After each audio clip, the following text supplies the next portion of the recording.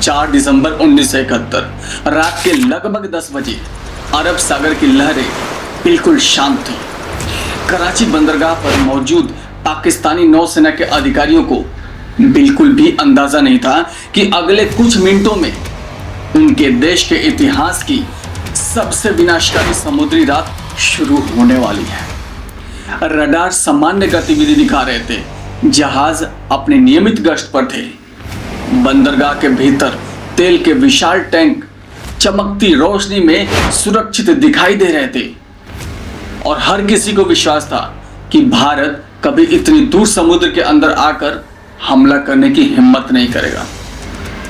लेकिन उसी समय समुद्र के अंधेरे में बिना किसी रोशनी के भारतीय नौसेना के 3 छोटे से मिसाइल बोट्स बेहद तेज गति से कराची की ओर बढ़ रहे थे।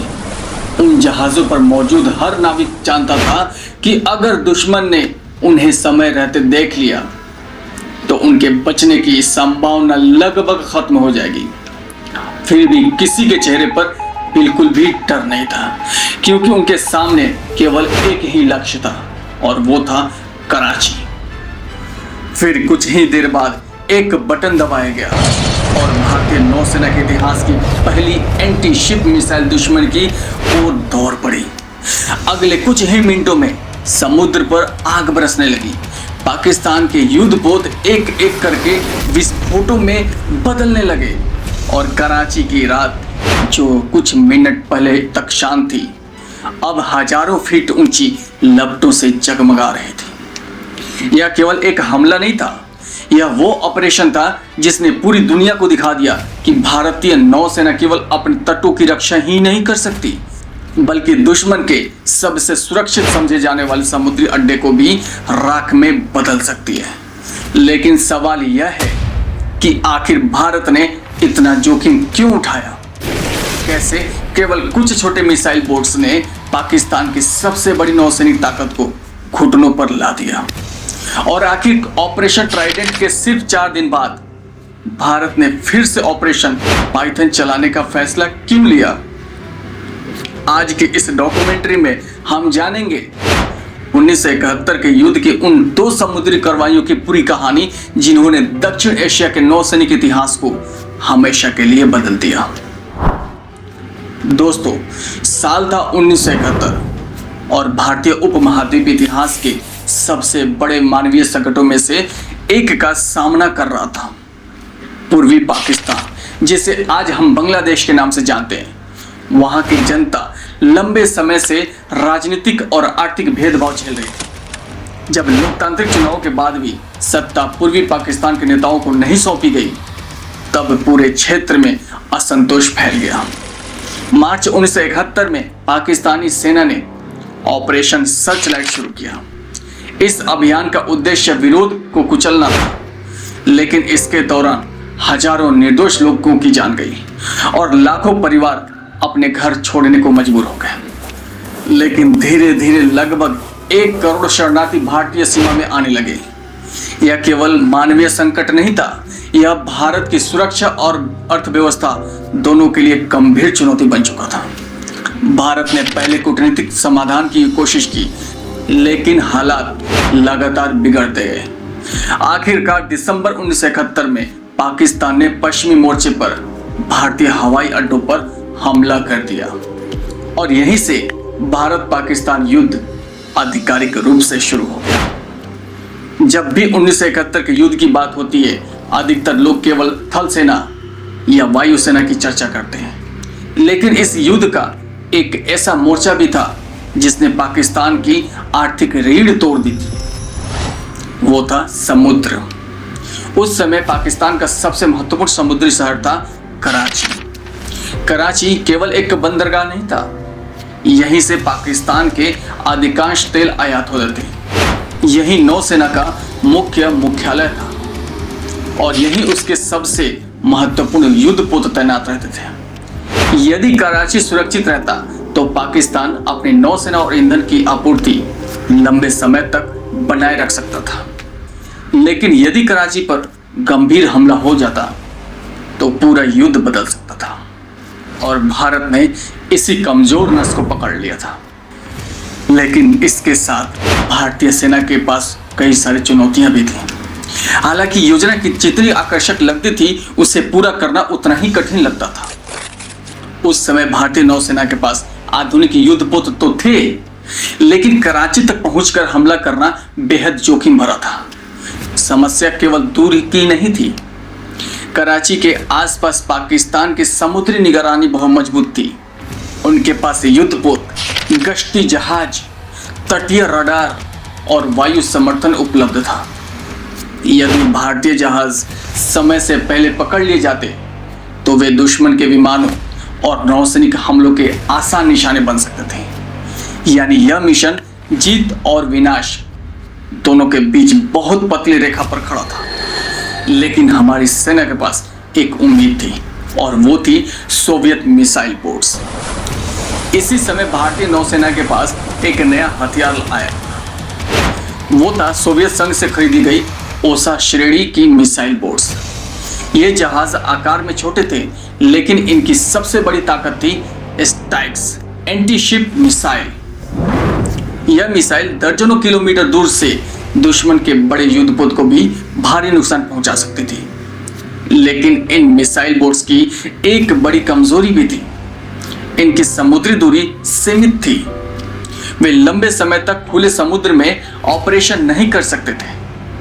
यानी कराची तक जाना, हमला करना और सुरक्षित वापस लौटना अपने आप में एक असाधारण चुनौती थी। भारतीय नौसेना मुख्यालय में लगातार बैठकों का दौर शुरू हुआ। नक्शे बिछाए गए, दूरी मापी गई, दुश्मन की राडार कवरेज का अध्ययन किया गया, हर संभावना पर विचार हुआ।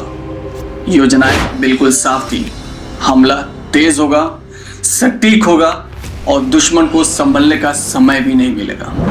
लेकिन यह ऑपरेशन इतना गोपनीय रखा गया कि इसकी पूरी जानकारी केवल चुनिंदा अधिकारियों तक ही सीमित रही। भारतीय नौसेना जानती थी कि यदि मिशन की भनक पाकिस्तान को लग गई तो पूरी योजना विफल हो सकती है। फिर दिसंबर 1971 अरब सागर के पश्चिमी तट पर भारतीय नौसेना की गतिविधियां अचानक तेज होने लगी। कुछ जहाज सामान्य गश्त का आभास दे रहे थे, जबकि असली तैयारी चुपचाप कहीं और चल रही थी। भारतीय नौसैनिक कमांडरों ने तय कर लिया था कि इस बार लड़ाई दुश्मन के दरवाजे पर लड़ी जाएगी, और मिशन का नाम रखा गया ऑपरेशन ट्राइडेंट। लेकिन इस ऑपरेशन को सफल बनाने के लिए इन जहाज़ों को चुना गया। क्यों सिर्फ 3 छोटे मिसाइल बोट्स पर इतना बड़ा दांव लगाया गया, और कैसे भारतीय नौसेना ने पाकिस्तान का राडार और निगरानी तंत्र को चकमा देने की योजना बनाई? इन सभी सवालों का जवाब हम लेंगे आगे, जहां शुरू होगी ऑपरेशन ट्राइडेंट की वास्तविक तैयारी और भारतीय नौसेना का सबसे साहसी समुद्री मिशन। आगे बढ़ने से पहले अब आप ये जानिए कि जब 3 जहाजों ने पूरे पाकिस्तान को चुनौती दे दी, इसका मतलब था कि युद्ध केवल हथियारों से नहीं जीते जाते। कई बार जीत उस योजना की होती है जिसे दुश्मन समझ ही नहीं पाता। साल 1971 में भारतीय नौसेना भी ठीक यही करने जा रही थी। दुनिया का ध्यान जमीन पर चल रहे युद्ध की ओर था, लेकिन समुद्र के भीतर एक ऐसा मिशन तैयार हो रहा था जो कुछ ही घंटों में पाकिस्तान की नौसैनिक ताकत को हिला देने वाला था। दिलचस्प बात यह थी कि इस मिशन की सबसे बड़ी ताकत कोई विशाल युद्धपोत नहीं था, बल्कि कुछ ऐसे छोटे मिसाइल बोट्स थे जिन्हें पाकिस्तान ज्यादा गंभीर खतरा नहीं मान रहा था। लेकिन यही उसकी सबसे बड़ी भूल साबित होने वाली थी। फिर भारतीय नौसेना ने सबसे पहले कराची की भौगोलिक और सामरिक स्थिति का गहराई से अध्ययन किया। विश्लेषण से साफ हुआ कि पाकिस्तान की लगभग पूरी समुद्री जीवन रेखा कराची पर निर्भर करती है। तेल के भंडार, नौसैनिक मुख्यालय, गोला बारूद, व्यापारिक जहाज और प्रमुख युद्धपोत, सब कुछ एक ही क्षेत्र में केंद्रित था। इसका मतलब था कि यदि कराची पर सफल हमला हो गया तो पाकिस्तान केवल जहाज ही नहीं खोएगा, उसकी युद्ध लड़ने की क्षमता भी पूरी तरह प्रभावित होगी। लेकिन सबसे बड़ा सवाल था हमला कैसे किया जाए। इसलिए कहते हैं कि बड़ी ताकत नहीं, तेजी और आश्चर्य होना चाहिए। भारतीय नौसेना के सामने दो विकल्प थे। पहला विकल्प था बड़े युद्धपोत भेजे जाएं और दूसरा था छोटे लेकिन बेहद तेज मिसाइल बोट्स का उपयोग किया जाए। पहला विकल्प सुरक्षित नहीं था। बड़े जहाज दुश्मन के रडार पर जल्दी दिखाई दे जाते, उन पर पाकिस्तानी वायुसेना आसानी से हमला कर सकती थी। इसलिए भारतीय नौसेना ने एक ही साहसी निर्णय लिया, हमला छोटे जहाज से करेंगे, लेकिन उनके हथियार इतने घातक होंगे कि दुश्मन को संभलने का मौका ही नहीं मिलेगा। फिर भारतीय नौसेना की 25वीं मिसाइल बोट स्काइट्रन को इस मिशन के लिए चुना गया। इसे बाद में पूरी दुनिया किलर स्काइट्रन के नाम से जानने लगी। इस स्क्वाड्रन में शामिल ओसा श्रेणी की मिसाइल बोट्स आकार में छोटी थी, लेकिन हर बोट पर लगी स्टाइक्स मिसाइल समुद्र में किसी भी बड़े युद्धपोत के लिए जानलेवा थी। इन मिसाइलों की मारक क्षमता उस समय दक्षिण एशिया में बेहद प्रभावशाली मानी जाती थी। यही हथियार ऑपरेशन ट्राइडेंट की रीढ़ बनने वाला था। मिशन के लिए 3 प्रमुख मिसाइल बोट्स का चयन किया गया, INS नेपट, INS निर्घात और INS वीर।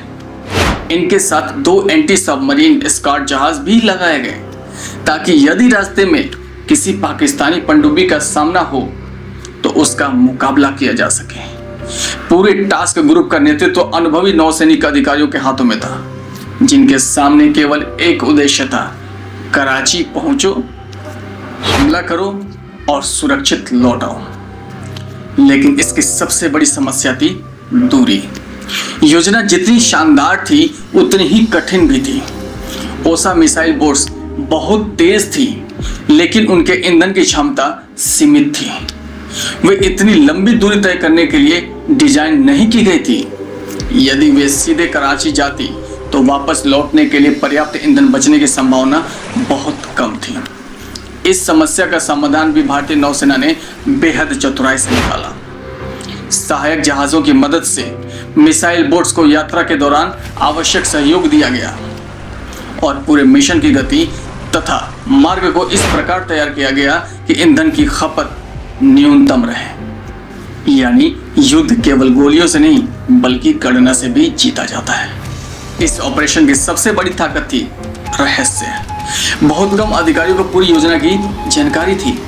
रेडियो संचार को न्यूनतम रखा गया, जहाजों पर अनावश्यक रोशनी बंद कर दी गई और रात के अंधेरे का अधिकतम उपयोग किया गया।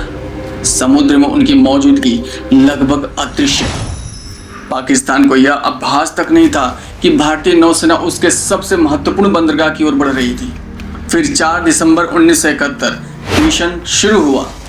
सूरज डूब चुका था, अरब सागर पर धीरे धीरे अंधेरा छा रहा था। भारतीय जहाज निर्धारित मार्ग पर आगे बढ़ रहे थे। हर नाविक अपने स्थान पर पूरी तरह तैयार था। मिसाइल लॉन्च सिस्टम सक्रिय कर दिए गए थे। रडार्स लगातार समुद्र की गतिविधियों पर नजर रख रहे थे। हर कुछ मिनट बाद स्थिति की समीक्षा की जा रही थी, लेकिन अभी तक दुश्मन पूरी तरह अनजान था। अब जैसे जैसे भारतीय टास्क ग्रुप कराची के करीब पहुंच रहा था, रडार स्क्रीन पर कुछ संकेत दिखाई देने लगे। दूर समुद्र में कई लक्ष्य मौजूद थे, लेकिन रात के अंधेरे में यह तय करना आसान नहीं था कि कौन सा जहाज युद्धपोत है और कौन सा व्यापारी पोत। गलत निर्णय पूरे मिशन को खतरे में डाल सकता था। भारतीय अधिकारियों ने धैर्य रखा, उन्होंने जल्दबाजी नहीं की। हर लक्ष्य की दिशा और गति और पहचान का सावधानीपूर्वक विश्लेषण किया गया। कुछ ही देर बाद पुष्टि हुई कि सामने पाकिस्तानी नौसेना की युद्धपोत मौजूद है। अब वर्षों की तैयारी, महीनों की योजना और सैकड़ों लोगों की मेहनत केवल कुछ सेकंड के फैसले पर निर्भर थी। मिसाइल कंट्रोल रूम्स में सन्नाटा था। हर अधिकारी की निगाह आदेश देने वाले कमांडर पर टिकी हुई थी। एक आदेश और इतिहास बदल सकता था। फिर कमांडर ने अंतिम बार लक्ष्य की पुष्टि करवाई। दूरी सही थी, मिसाइल लॉक हो चुकी थी, समुद्र शांत था, दुश्मन अभी भी अनजान था। और फिर वो आदेश आया जिसका इंतजार हर नाविक कर रहा था। फायर। अगले ही पल भारतीय नौसेना के स्ट्राइक्स मिसाइल अंधेरे को चीरती हुई पाकिस्तान की ओर दौड़ पड़ी। यह केवल एक मिसाइल नहीं थी, यह 1971 के समुद्री युद्ध का निर्णायक क्षण बनने जा रही थी। लेकिन वह पहला निशाना कौन था? क्या वह वास्तव में पाकिस्तान का युद्धपोत था? पहली मिसाइल के टकराते ही पाकिस्तान के समुद्र में क्या हुआ कि पूरे पाकिस्तान में अफरा तफरी मच गई और कैसे कुछ ही मिनटों में पीएनएस खैबर, पीएनएस मुहाफिज और कराची के तेल भंडार विनाश की आग में घिर गए। इसकी डिटेल्स में हम आगे बात करते हैं। ऑपरेशन ट्राइडेंट का वास्तविक हमला मिनट दर मिनट, मिसाइल दर मिसाइल, जिसने कराची की रात को आग के समंदर में बदल दिया था। फिर 4 दिसंबर 1971 रात लगभग 10:45 अरब सागर के ऊपर घना अंधेरा छाया हुआ था। कराची से कुछ समुद्री मील दूर भारतीय नौसेना के मिसाइल बोट्स बिल्कुल शांत गति से आगे बढ़ रहे थे। दूसरी ओर पाकिस्तान को अभी भी पूरा विश्वास था कि भारतीय नौसेना इतनी दूर तक आने का जोखिम नहीं उठाएगी। यही आत्मविश्वास कुछ ही मिनटों में उसकी सबसे बड़ी कमजोरी साबित होने वाला था। भारतीय रडार पर पहला लक्ष्य अब पूरी तरह स्पष्ट दिखाई दे चुका था। यह कोई साधारण जहाज नहीं था, यह था पाकिस्तानी नौसेना का विध्वंसक युद्धपोत पीएनएस खैबर। आईएनएस निर्घात पर मौजूद मिसाइल कंट्रोल टीम ने अंतिम बार लक्ष्य की पुष्टि की। दूरी बिल्कुल उपयुक्त थी, मिसाइल सिस्टम पूरी तरह लॉक हो चुकी थी। कमांडर का आदेश मिलते ही स्ट्राइक्स एंटीशिप मिसाइल गर्जना के साथ लॉन्च हो गई और कुछ ही सेकंड में वह समुद्र की सतह के बेहद करीब उड़ती हुई अपने लक्ष्य की ओर बढ़ने लगी। उस समय पीएनएस खैबर के अधिकांश नाविकों को यह भी समझ नहीं आया कि उनकी ओर क्या आ रहा है और अचानक एक भीषण विस्फोट हुआ। मिसाइल सीधे जहाज के मध्य भाग से टकराई। पूरा युद्धपोत हिंसक झटके से कांप उठा। धातु के विशाल टुकड़े हवा में उछल गए। आग ने जहाज के कई हिस्सों को अपनी चपेट में ले लिया, लेकिन यह अंत नहीं था। कुछ ही क्षण बाद दूसरी मिसाइल ने भी खैबर को निशाना बनाया। दूसरा विस्फोट पहले से भी अधिक विनाशकारी था। जहाज की बिजली व्यवस्था ठप हो गई, संचार प्रणाली लगभग निष्क्रिय हो गई, नाविकों में अफरा तफरी मच गई। कुछ लोग आग बुझाने की कोशिश कर रहे थे, कुछ लोग घायल साथियों को बचाने की और कुछ समुद्र में कूदने को मजबूर हो गए। कुछ समय बाद पीएनएस खैबर समुद्र की गहराइयों में समा गया। पाकिस्तान का एक ऐसा युद्धपोत कुछ ही मिनटों में समाप्त हो चुका था और समुद्र के नीचे जा बैठा था। हमले के तुरंत बाद पाकिस्तान की ओर से एक आपात संदेश भेजा गया, लेकिन शुरुआती भ्रम में कुछ अधिकारियों को लगा कि उन पर हवाई हमला हुआ है। यानी उन्हें यह अंदाजा ही नहीं था कि भारतीय नौसेना समुद्र के भीतर से हमला कर रही है। इस गलत आकलन के कारण शुरुआती प्रक्रिया बिखरी हुई रही। जब तक वास्तविक स्थिति स्पष्ट होती, भारतीय टास्क ग्रुप अगला निशाना चुन चुका था। अब भारतीय रडार पर एक और पाकिस्तानी नौसैनिक का जहाज दिखाई दिया। यह था पीएनएस मुहाफिज, एक माइंड स्वीपर जिसका काम समुद्री मार्गों को सुरक्षित रखना था। आईएनएस वीर ने अपनी मिसाइल तैयार की, दूरी की पुष्टि हुई, आदेश मिला और अगली स्ट्राइक मिसाइल बिजली की गति से अपने लक्ष्य की ओर निकल पड़ी। मुहाफिज के पास प्रतिक्रिया देने का समय ही नहीं था। मिसाइल सीधे जहाज से टकराई। विस्फोट इतना शक्तिशाली था कि जहाज कुछ ही क्षणों में बुरी तरह क्षतिग्रस्त हो गया। धुआं, आग और समुद्र में फैला मलबा। कुछ ही मिनटों के भीतर पीएनएस मुहाफिज भी डूब चुका था।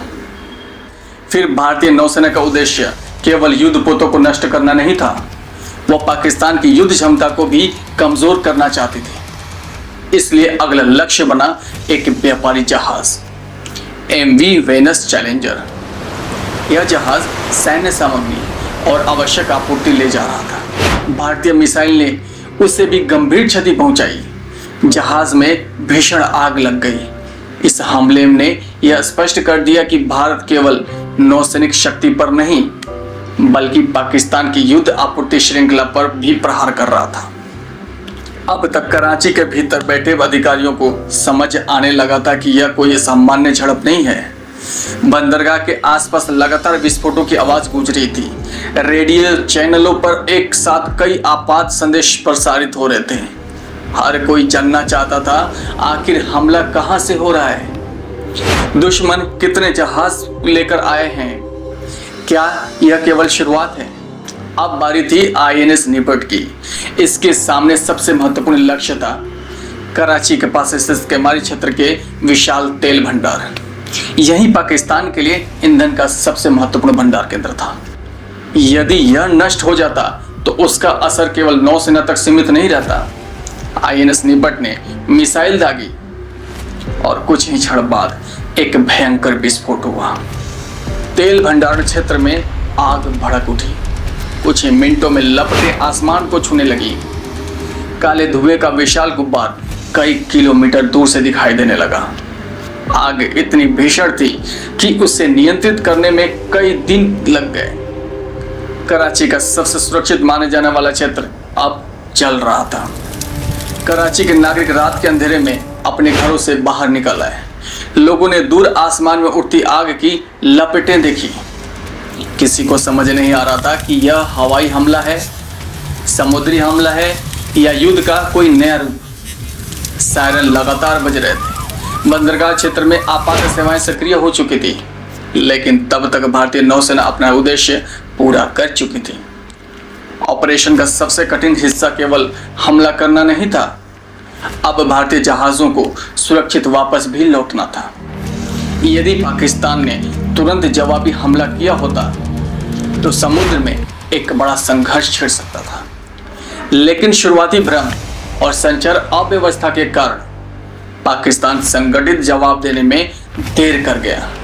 भारतीय टास्क ग्रुप तेजी गति से निर्धारित मार्ग पर वापस लौटने लगा, क्योंकि मिशन लगभग पूरी तरह सफल हो चुका था। कुछ ही घंटों में पाकिस्तान ने अपने 2 महत्वपूर्ण नौसैनिक जहाज खो दिए। एक महत्वपूर्ण व्यापारी पोत नष्ट हो चुका था। तेल भंडारण क्षेत्र में भीषण आग लगी हुई थी। कराची बंदरगाह का सामान्य संचालन बुरी तरह प्रभावित हो चुका था और सबसे बड़ा झटका यह था कि भारतीय नौसेना बिना कोई बड़ा नुकसान उठाए सुरक्षित लौट रही थी। लेकिन कहानी यहीं खत्म नहीं हुई। ऑपरेशन ट्राइडेंट की सफलता ने पाकिस्तान को गहरे सदमे में डाल दिया। उसने अपनी नौसैनिक रणनीति बदलनी शुरू कर दी। पूरी रात कराची में आग जलती रही, लेकिन भारतीय नौसेना के वरिष्ठ अधिकारियों के मन में एक नया विचार जन्म ले चुका था। उन्होंने सोचा, अगर पहली चोट इतनी सफल रही तो दूसरी चोट और भी घातक हो सकती। यही विचार कुछ ही दिन बाद जन्म देगा ऑपरेशन पाइथन का। अब हम इसको और डिटेल्स में जानते हैं और इसकी सफलता के बाद भारत ने केवल 3 दिनों के भीतर दूसरा हमला करने का साहसिक निर्णय क्यों लिया और कैसे ऑपरेशन पाइथन ने पाकिस्तान के बीच हुई समुद्री क्षमता को भी गहरा झटका दिया। अब तेल के विशाल टैंकर लगातार धधक रहे थे। बंदरगाह के ऊपर काले धुएं का घना गुब्बार कई किलोमीटर दूर दिखाई दे रहा था।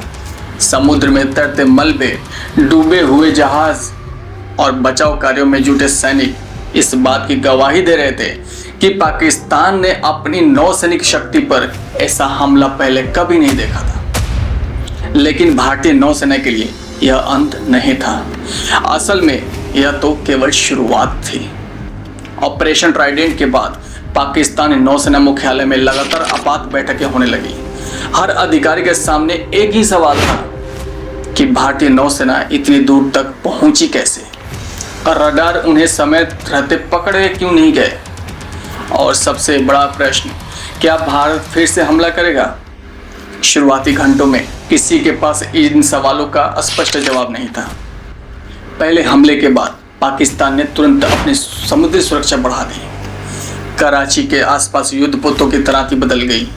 रात्रि गश्त तेज कर दी गई। तटीय रडार 24 घंटे सक्रिय रहने लगे। नौसेना और वायुसेना के बीच बेहतर समन्वय स्थापित करने की कोशिश की गई। अब पाकिस्तान मान चुका था कि भारतीय नौसेना किसी भी समय फिर से हमला कर सकती है। भारत में विजय का उत्साह जरूर था, लेकिन नौसेना मुख्यालय में कोई जश्न नहीं मनाया जा रहा था। वरिष्ठ अधिकारी जानते थे कि युद्ध अभी खत्म नहीं हुआ है। यदि पाकिस्तान को संभलने का पर्याप्त समय मिल गया तो कराची फिर से पूरी क्षमता के साथ काम करने लगेगा और इसका सीधा असर युद्ध पर पड़ेगा। इसलिए भारतीय नौसेना ने एक बेहद साहसी विचार रखा, दूसरा हमला। लेकिन जोखिम पहले से ज्यादा था। अब परिस्थितियां बदल चुकी थी। पहले हमले में सबसे बड़ा हथियार था आश्चर्य, लेकिन अब पाकिस्तान पूरी तरह सतर्क था। दूसरी बार वही रणनीति अपनाना आसान नहीं था। अब हर रडार भारतीय जहाजों की तलाश में था, हर गश्ती विमान समुद्र पर निगाहें रखी हुई थी। कराची के आसपास सुरक्षा पहले से कहीं अधिक मजबूत हो चुकी थी। ऐसे में दोबारा हमला करना पहले से कई गुना अधिक जोखिम भरा था। फिर भारतीय नौसेना के रणनीतिकारों ने निर्णय लिया कि यदि दुश्मन को पूरी तरह कमजोर करना है तो कराची पर दूसरा प्रहार आवश्यक है। लेकिन इस बार योजना अलग होगी। इस बार बड़ा बेड़ा नहीं भेजा जाएगा। कम जहाज, कम आवाजाही और बिजली जैसी तेजी। उद्देश्य था दुश्मन को यह समझने का मौका भी ना मिले कि हमला कब हुआ और हमलावर कहां से आए। इस ऑपरेशन का नाम रखा गया ऑपरेशन पाइथन। नई योजना को नाम दिया गया ऑपरेशन पाइथन।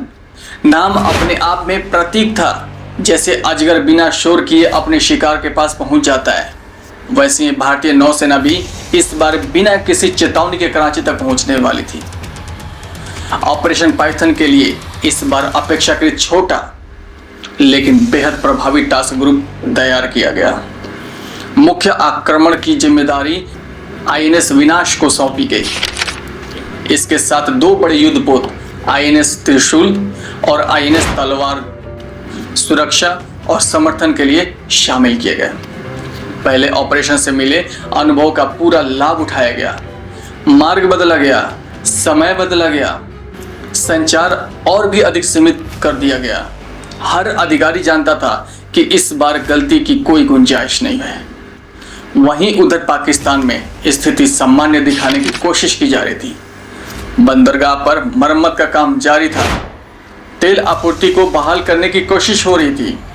क्षतिग्रस्त क्षेत्रों को जल्दी जल्दी साफ किया जा रहा था। लेकिन वास्तविकता यह थी कि पूरे बंदरगाह पर भय का माहौल था। हर रात किसी नए हमले की आशंका बनी रहती थी।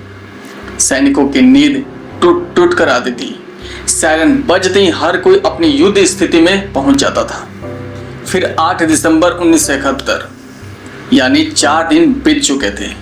अरब सागर फिर से शांत दिखाई दे रहा था, लेकिन इस शांति के पीछे एक और तूफान छिपा था।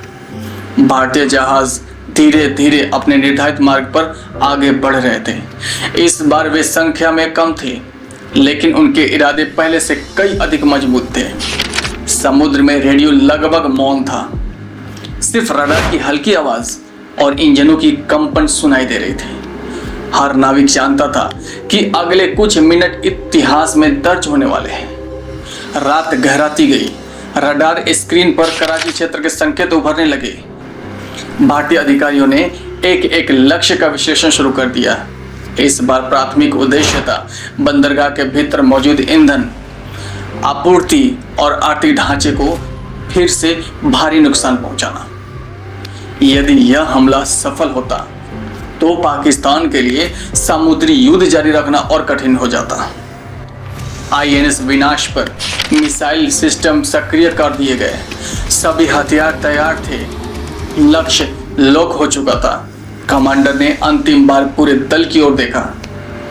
किसी ने एक शब्द नहीं कहा, सिर्फ आदेश का इंतजार था। और फिर आदेश मिला, मिसाइल तैयार, फायर के लिए तैयार रहो।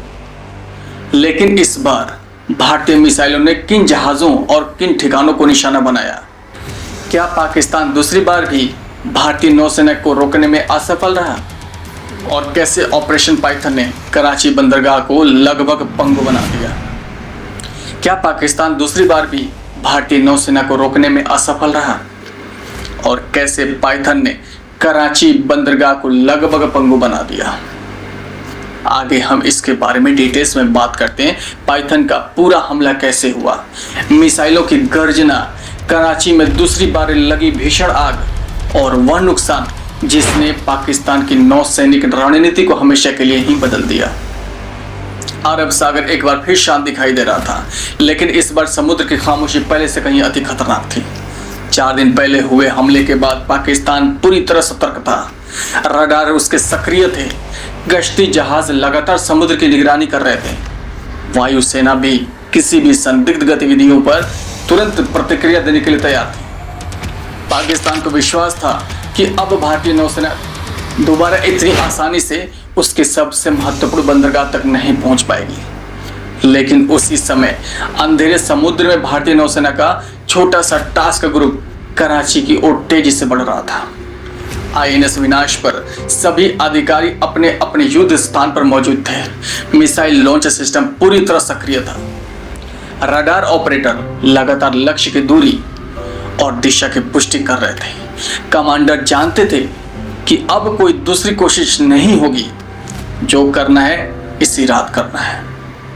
कुछ ही देर बाद रडार स्क्रीन पर कई महत्वपूर्ण लक्ष्य दिखाई देने लगे। कराची के आसपास मौजूद जहाज, तेल भंडारण क्षेत्र और समुद्री आपूर्ति से जुड़े ढांचे। इस बार हमला केवल सैन्य जहाजों तक सीमित नहीं रहने वाला था। उद्देश्य सिर्फ यही था कि पाकिस्तान की युद्ध मशीन को ईंधन और रसद से वंचित कर देना। कमांडर ने अंतिम आदेश दिया, फायर। स्ट्राइक्स एंटीशिप मिसाइल अपने लॉन्चर से निकली और समुद्र की सतह के बेहद करीब उड़ते हुए लक्ष्य की ओर बढ़ने लगे। कुछ ही सेकंड बाद कराची के पास एक ऐसा विस्फोट हुआ, बंदरगाह क्षेत्र में आग के लपटे उठने लगे। पाकिस्तानी सैनिकों को शुरुआत में समझ ही नहीं आया कि हमला किस दिशा से हुआ है। भारतीय नौसेना ने समय बर्बाद नहीं किया। पहले विस्फोट के तुरंत बाद दूसरी मिसाइल दाग दी गई, फिर तीसरी भी। लगातार हुए इन हमलों ने कराची बंदरगाह के पूरे क्षेत्र में अफरा तफरी मचा दी। जहां कुछ दिन पहले मरम्मत का काम चल रहा था, वहीं अब फिर से आग की दीवारें उठने लगी। भारतीय मिसाइलों का सबसे बड़ा प्रभाव केमारी के तेल के भंडार पर पड़ा। यही पाकिस्तान के आयातित ईंधन का बड़ा सा हिस्सा संग्रहित किया जाता है। मिसाइलों के टकराते ही विशाल तेल टैंक आग के लपटों में गिर गए।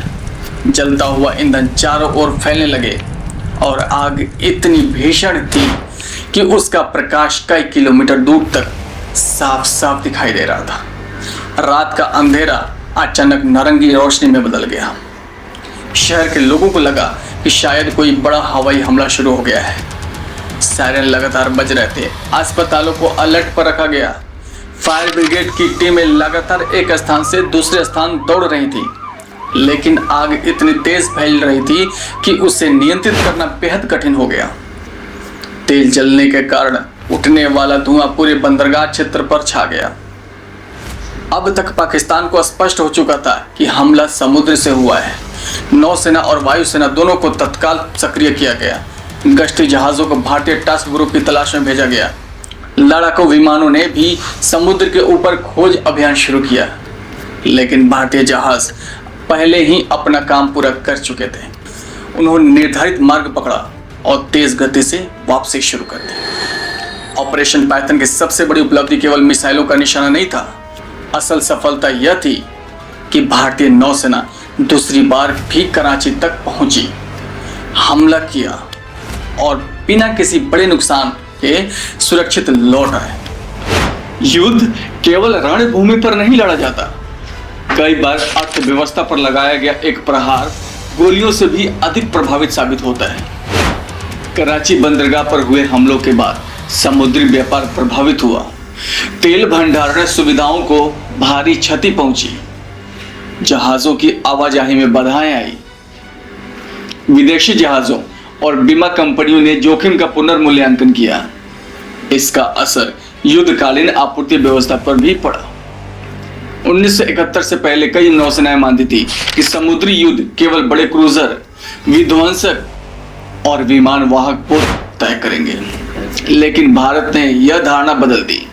छोटे आकार के मिसाइल बोट्स, तेज गति, सटीक योजना और अचानक हमला, इन चार तत्वों ने एक शक्तिशाली नौसैनिक अड्डे को भारी नुकसान पहुंचा दिया।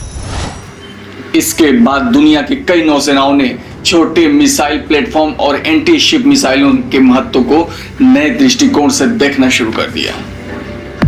जहां इस युद्ध से पाकिस्तान को एक बड़ा सबक मिल चुका था, वहीं भारतीय नौसेना को एक नई पहचान मिली थी।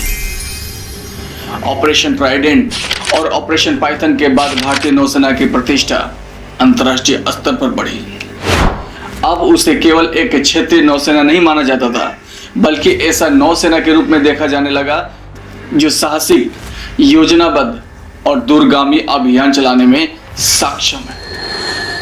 1971 की सफलता ने आने वाले दशकों में भारतीय नौसेना के आधुनिकीकरण को भी नई गति दी। बेहतर मिसाइल प्रणालियां, अधिक सक्षम युद्धपोत, पनडुब्बियां और समुद्र निगरानी क्षमता, इन सभी क्षेत्रों में लगातार निवेश बढ़ा। हर वर्ष 4 दिसंबर को भारत नौसेना दिवस मनाया जाता है। यह तारीख किसी औपचारिक परंपरा की वजह से नहीं चुनी गई। इसी दिन 1971 में ऑपरेशन ट्राइडेंट ने कराची पर ऐतिहासिक हमला किया था। यह दिन उन सभी नौसैनिकों के साहस, अनुशासन और बलिदान को समर्पित है, जिन्होंने असंभव दिखाने वाले मिशन को संभव बना दिया था। जब भी 4 दिसंबर आता है, भारतीय नौसेना केवल अपनी उपलब्धियों का उत्सव नहीं मनाती, वह उन नाविकों को भी याद करती है जिन्होंने राष्ट्र की सुरक्षा के लिए समुद्र की अनिश्चित लहरों पर अपने प्राणों की बाजी लगाई। दोस्तों, ये ध्यान देने वाली बात है कि ये बहुत कम लोग ही जानते हैं कि ऑपरेशन ट्राइडेंट में शामिल मिसाइल बोट्स आकार में पाकिस्तान के कई प्रमुख युद्धपोतों से छोटे थे, लेकिन उनकी मारक क्षमता और रणनीतिक उपयोग ने आकार की सीमाओं को अप्रासंगिक बना दिया था। एक और रोचक तथ्य यह है कि ऑपरेशन ट्राइडेंट और ऑपरेशन पाइथन दोनों में भारतीय नौसेना ने आश्चर्य के तत्वों का ऐसा उपयोग किया जिसकी आज भी सैन्य और अकादमियों में चर्चा की जाती है। इन अभियानों ने यह भी सिद्ध किया कि तकनीक तभी प्रभावित होती है जब उसके साथ सही नेतृत्व और सटीक योजना जुड़ी हो। 1971 की इन घटनाओं ने एक गहरी सीख दी। किसी भी राष्ट्र की सुरक्षा केवल उसकी सीमाओं पर तैनात सैनिकों से नहीं होती। समुद्र, व्यापार, ऊर्जा और आपूर्ति मार्ग भी उतने ही महत्वपूर्ण होते हैं। यदि कोई देश अपने समुद्री हितों की रक्षा नहीं कर सकता, तो युद्ध के समय उसकी स्थिति कमजोर हो सकती है। ऑपरेशन ट्राइडेंट और ऑपरेशन पाइथन ने भारत को यह आत्मविश्वास दिया कि वह केवल अपने तटों की रक्षा ही नहीं, बल्कि आवश्यकता पड़ने पर दुश्मन के सबसे महत्वपूर्ण समुद्री अड्डे तक पहुंचकर निर्णायक कार्रवाई भी कर सकता है। इसलिए इतिहास अक्सर उन लोगों के नाम याद रखता है जो युद्ध जीतते हैं, लेकिन इतिहास उन नाविकों को भी नहीं भूलता जो अंधेरी रातों में समुद्र की ऊंची लहरों के बीच बिना किसी शोर के राष्ट्र की सुरक्षा के लिए ऐसी जिम्मेदारी निभाते हैं जिसके बारे में दुनिया को वर्षों बाद पता चलता है। 4 दिसंबर 1971 की रात कुछ भारतीय नौसैनिक अरब सागर की ओर निकले थे। जब वे लौटे तो केवल अपने जहाज लेकर नहीं लौटे, वे भारतीय नौसेना के इतिहास का सबसे गौरवशाली अध्याय भी अपने साथ लेकर लौटे। ऑपरेशन ट्राइडेंट और ऑपरेशन पाइथन आज केवल सैन्य अभियानों के नाम नहीं है, वे साहस, रणनीति, अनुशासन और अदम्य संकल्प के प्रतीक हैं, जो आने वाली पीढ़ियों को हमेशा प्रेरित करती रहेगी। दोस्तों, अगर आपको ये डॉक्यूमेंट्री पसंद आई हो और आपने आज पहली बार जाना है कि कैसे भारतीय नौसेना ने केवल 2 अभियानों से पाकिस्तान की समुद्री शक्ति को गहरा झटका दिया, तो इस वीडियो को जरूर शेयर करें। कमेंट करके बताइए, अगर आप 1971 में भारतीय नौसेना के कमांडर होते तो क्या आप भी कराची पर दूसरा हमला करने का इतना बड़ा जोखिम उठाते? ऐसे ही रिसर्च आधारित सिनेमैटिक और तथ्यपूर्ण भारतीय इतिहास एवं सैन्य डॉक्यूमेंट्री देखने के लिए इस चैनल को सब्सक्राइब करना ना भूलिए और अपने वीर सैनिकों के लिए जय हिंद जरूर लिखिएगा। मिलते हैं हम लोग अगले एक और नए वीडियो में, तब तक के लिए जय हिंद दोस्तों।